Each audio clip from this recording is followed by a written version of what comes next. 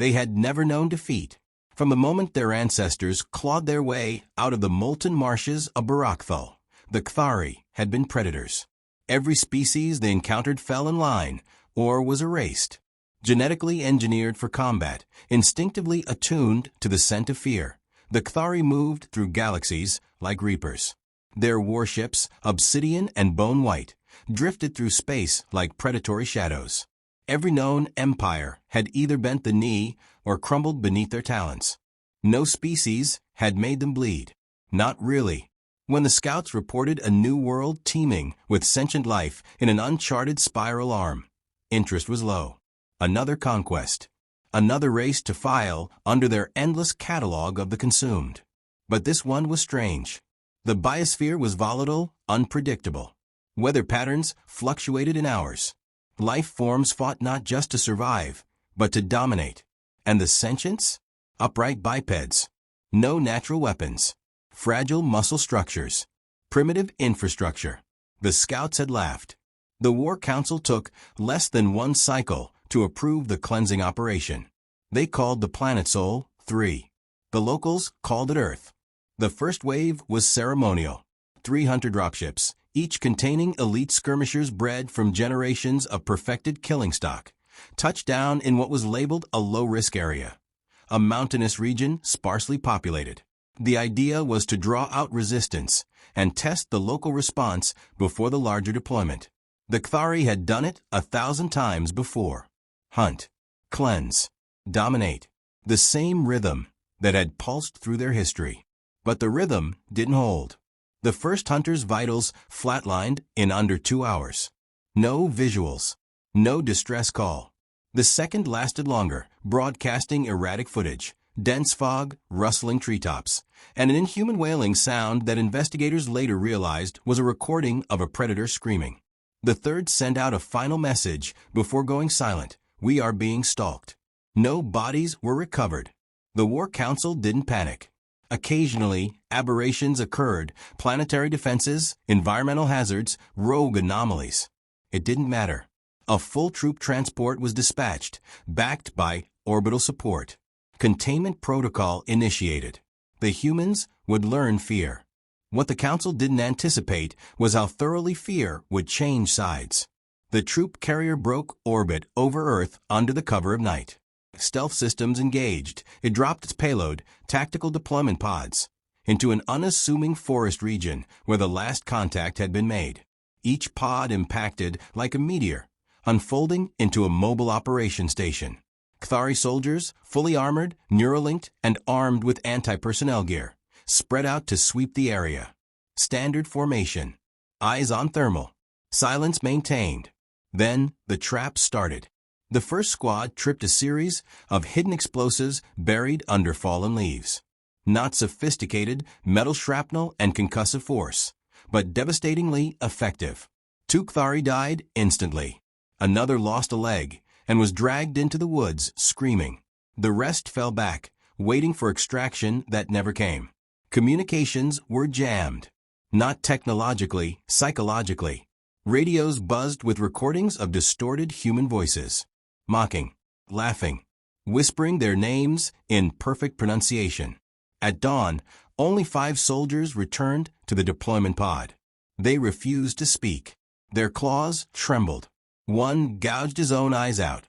Another repeated a phrase in the local tongue until his vocal cords tore. They were smiling. The Council reviewed the data. The local species had no airships, no kinetic barriers, no neuro-augmented weapons. Yet somehow they had resisted. More importantly, they had instilled terror. A full battalion was summoned. The assault began with urban incursion in a mid-sized city. Intelligence suggested minimal organized resistance. The Kthari dropped in by night, initiating standard crowd suppression protocol. Civilians fled, as expected, but not chaotically. Strategically. Like pieces being moved on a board. Streets were barricaded behind them. Escape routes cut off. Snipers, human snipers, took out scouts from rooftops with precise shots to neck joints. The armor should have held. But the bullets weren't armor-piercing. They were rigged to trigger an ultrasonic frequency inside the suit, shattering the Kthari's inner ear balance. The soldiers screamed and collapsed, helpless. Seconds later, Molotovs rained down. Every ambush came with taunting. Not just tactics, psychological warfare. Human voices echoed in distorted tones. Movie quotes, nursery rhymes, battlefield banter laced with humor. They were mocking death, laughing in its face. One Kthari officer stood his ground, unleashing plasma fire on a warehouse. It exploded in a fireball. And out of the blaze came a man, cloves ablaze, charging with a steel pipe and a grin. The officer panicked and fled. When extracted, the officer refused to speak to anyone but the high strategist. When granted audience, he whispered a single sentence before collapsing from trauma. They're not prey. They're the storm. The Kthari War Council met in emergency session for the first time in over a millennium. Data packets from the front lines showed a trend. Humans didn't break. They adapted. They didn't surrender. They lured. Death wasn't a deterrent, it was fuel. Every fallen human gave rise to 10 more with purpose in their eyes. Entire towns booby-trapped themselves with mines, gasoline, and tripwire-triggered explosions. Farmers became saboteurs. Children ran false signals. Priests distributed flammable oil, disguised as holy water. They fought like a species who knew they would die, and intended to take everything down with them. In response, the Kthari escalated. Full orbital strikes. Precision annihilation of suspected rebel zones. 10,000 human casualties in 1 hour. Standard suppression. And still they kept coming. Survivors emerged from tunnels, from sewers, from burning buildings. They didn't look broken. They looked calm, purposeful. Some carried outdated rifles. Others carried sharpened rebar, hammers, kitchen knives duct taped to broom handles. They charged the drop zones like zealots. Not a battle cry among them. Just that same terrible calm. The kind of silence that comes before an earthquake. Footage captured one such assault. A unit of 15 Kthari held position at a transportation hub. 40 humans emerged from a smoke, uniformless, some barefoot, moving as a single entity. No formation, no command structure. Yet their assault was surgical. One sprinted through gunfire to pull the pin on his own grenade and tackle a Kthari into a trench. Another climbed the exterior scaffolding and jumped onto an exosuit, tearing out its coolant tubing with his teeth. Afterward, a surviving Kthari was heard muttering, "They want to die, they want us to know why." The council grew silent. This was no rebellion. It was a reckoning. A high-ranking operative known only as Shade was inserted into the theater. Genetically perfected, enhanced with pain resistance, emotion suppression, and hyper-awareness. She had led the conquest of 6 worlds. She expected savages. Instead, she found artistry in chaos. She watched a human lead her squad into a narrow canyon. He wore no armor, carried no firearm, just a metal canister with blinking lights. As they followed, the canyon walls detonated. The path was gone. Her squad gone. She crawled from the rubble to find a dozen humans surrounding her. None spoke. One REA. The retreat wasn't simple. The Kthari had never executed one. Their entire military doctrine was built on conquest, never on withdrawal. Yet now, their ships peeled away from Earth's orbit like wounded beasts, unsure of what they were fleeing. They left behind scorched continents, shattered strongholds, and a people who didn't seem interested in counting their dead, only in remembering the cost. And when the last Kthari vessel slipped into subspace, it carried more than survivors. It carried questions, wounds that festered in silence. But Earth did not celebrate. Humans didn't mark the victory with parades or monuments. They buried their dead, rebuilt their homes, and returned to their routines with a coldness the Kthari couldn't understand. There was no triumphant roar, no declaration of dominance, only the eerie stillness of a people who had fought not to conquer, but because there had never been a choice. The Kthari War Council convened in secrecy. They blamed each other. Accusations ricocheted across the chamber like plasma fire. Some argued the humans were a fluke, an evolutionary accident. Others claimed psychological warfare had played a role beyond measurable limits. But a smaller voice, a whisper, spread from the lower ranks upward. What if the humans were something else entirely? What if they weren't just another species? What if they were the answer? Dissent took root. Young officers questioned the old creed. Entire legions deserted their posts. Veterans who had seen combat on Earth refused to speak of it, or worse, spoke of it too often. They described not an enemy, but a force of nature. Something primal. Not to be defeated, only to be survived. The reports were inconsistent, almost mythical. Stories of a blind woman who led an ambush that wiped out an entire Kthari landing force with nothing but fire and oil. A man who walked into a plasma barrage holding a flag made from the clothes of fallen children. A unit that played music through abandoned buildings, jazz, opera, industrial noise, until the Kthari broke down under the pressure of unpredictability. None of it made sense, and that made it worse. In response, the Council commissioned a covert operation, an embedded study of human society. No weapons, no engagements, pure observation. A single vessel, cloaked and silent, was stationed above Earth. The mission: understand what made humans resist, what allowed them to hold the line when every metric predicted annihilation, what bred that terrifying resilience. The team monitored transmissions, history, art, behavior. They expected glorification of warfare, of pride and expansion. What they found instead was contradiction. Humans feared war. They hated it, but they did it anyway. They wept while fighting. They screamed, broke, fell apart, then stood again. Their literature wasn't filled with tales of domination, but survival, perseverance, sacrifice. They honored the weak, who refused to give up more than the strong, who imposed their will. The Kthari were confused. In their society, strength was clarity. Power defined identity. But humans?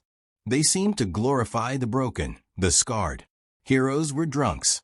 Survivors were unstable.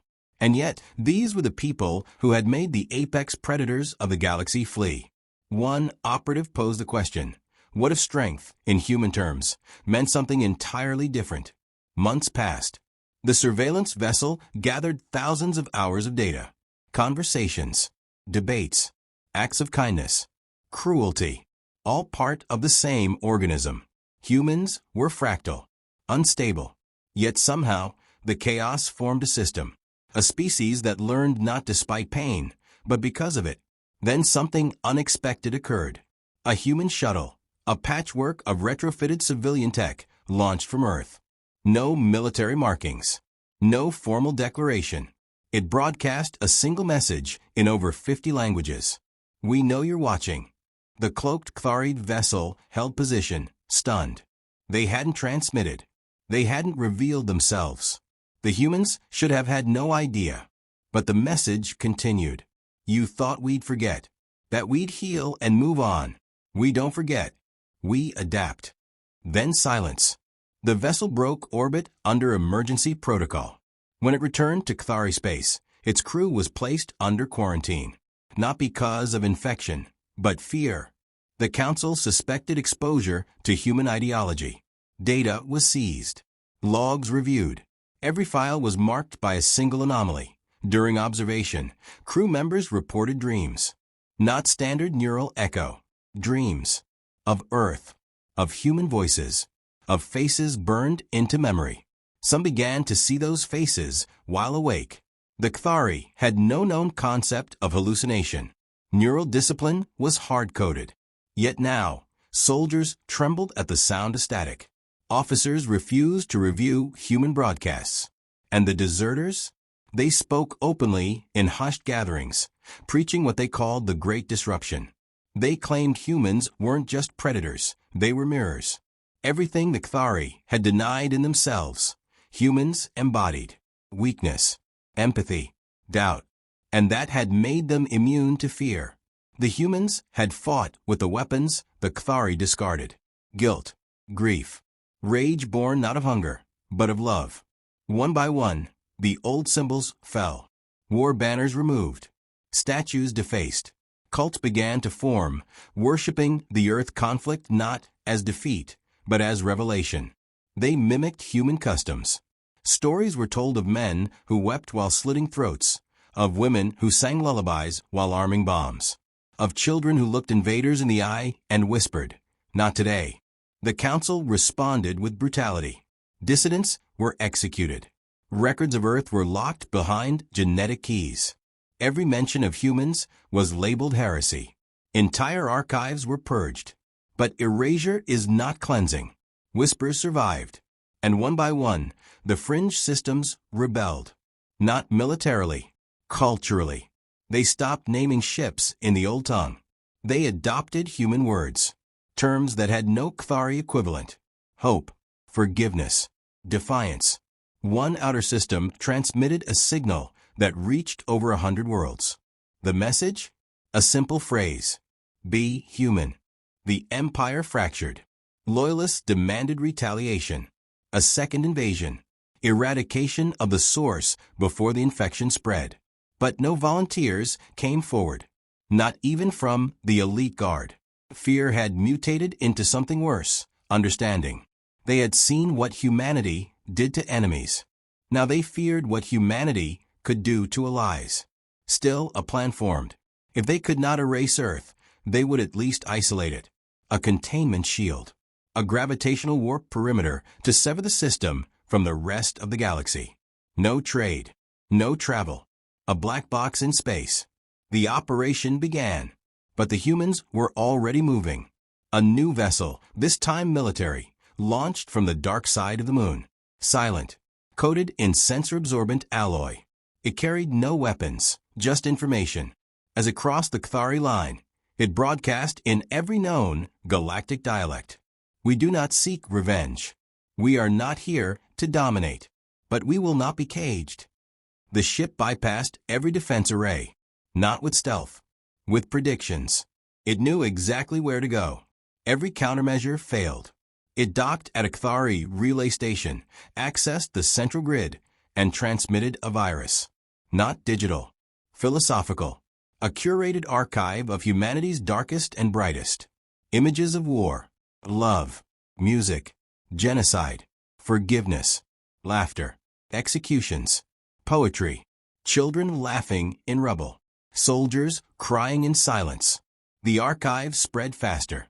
The collapse of the Kthari Empire did not come with fire. It came with questions.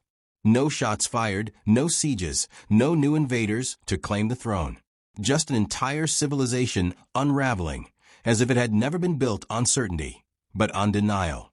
And in the vacuum left behind, other species stepped forward. Not to conquer, but to understand. Because humanity hadn't destroyed the predators.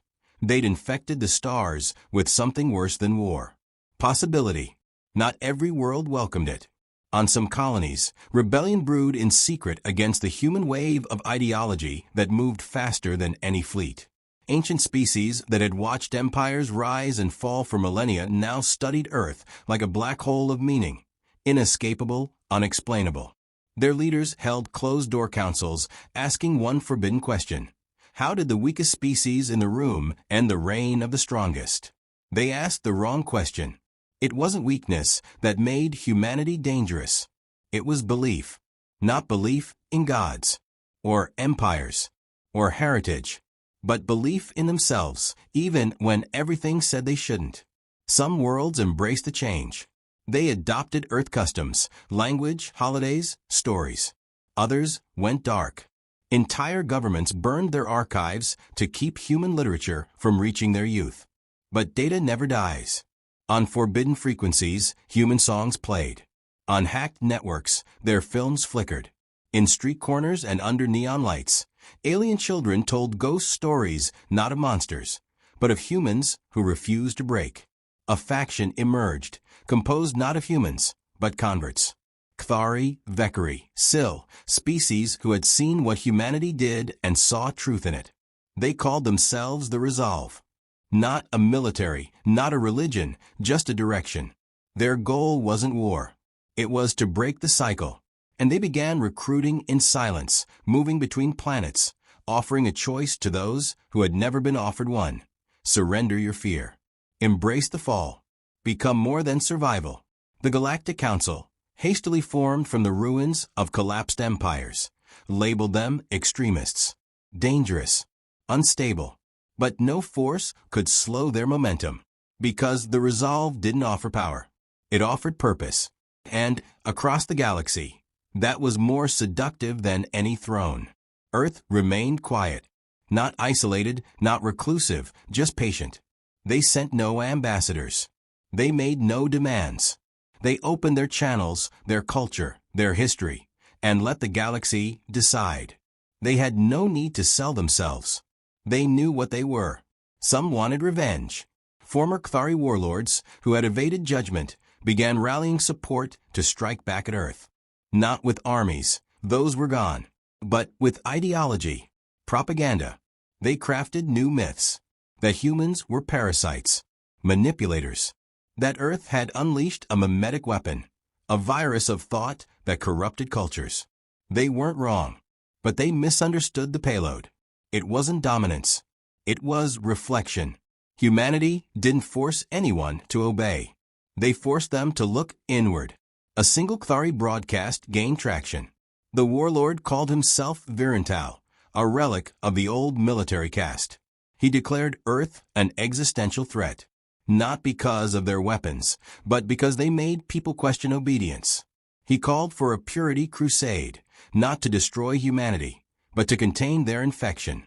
He gathered fleets, remnants, mercenaries, fanatics, thousands of ships under one purpose: sterilization.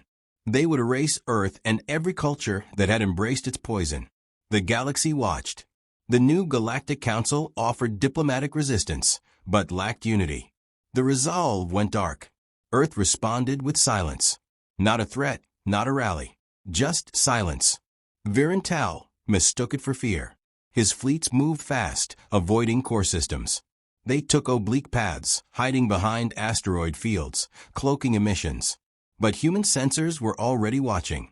Deep space satellites pinged relays in Luna's orbit. An AI named Moira, built not for war, but observation, calculated a probability tree with a single conclusion. Earth would be attacked within 8 days. The Defense Council met in subterranean chambers.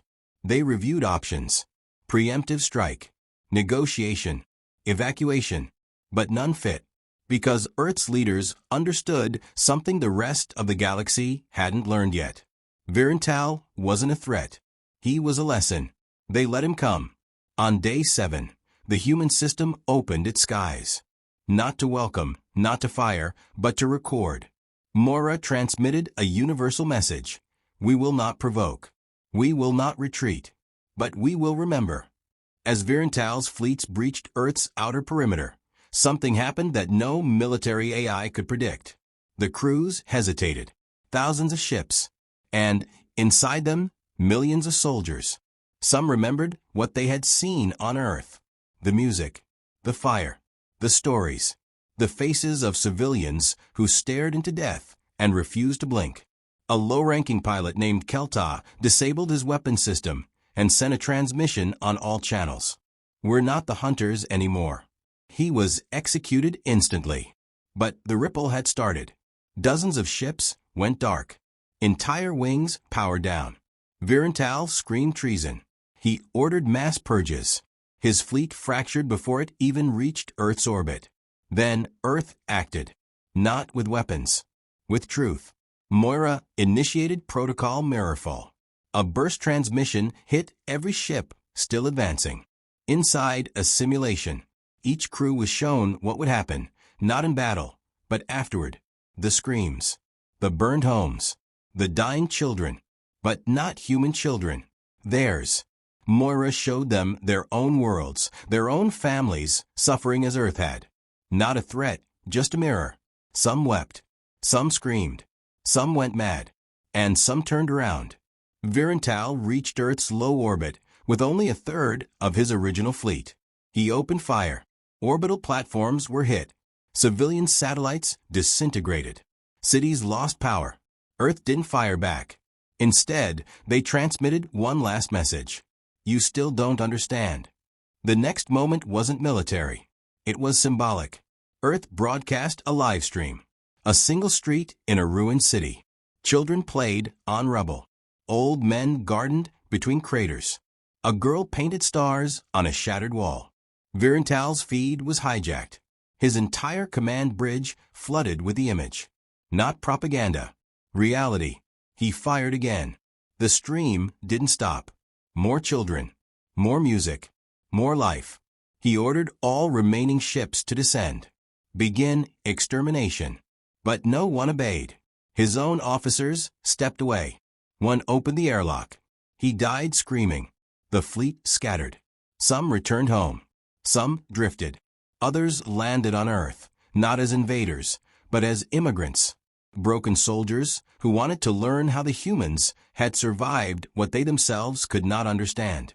The war never happened, because one side refused to play, and the other forgot why they wanted to. Years passed. The name Virental faded. His ideology became a cautionary tale. Earth became a crossroads. Not a capital, not a power, just a place where the galaxy came to learn what it meant to be more than teeth and claws.